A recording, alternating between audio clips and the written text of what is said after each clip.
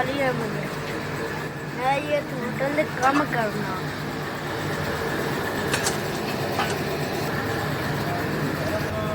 ना बर्तन मांजना ना समोसे पकौड़े ने कम करना। मेरा स्वाद 250 रुपया दिहाड़ी देता है और 250 ले जाना तो सब्जी आटा कुछ खाऊँ ना चीज़ा ले। नहीं मेरे अबू से दिहाड़ी कर दिन कम कर रहेगा कोई वो बेले में खा रहे थे। मैं 250 ले जाना कोई रोटी दाना लेने दूध दूध ले लेने।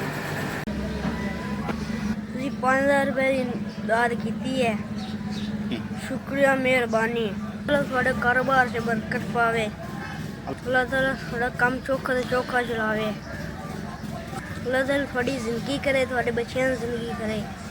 शुक्रिया मेहरबानी।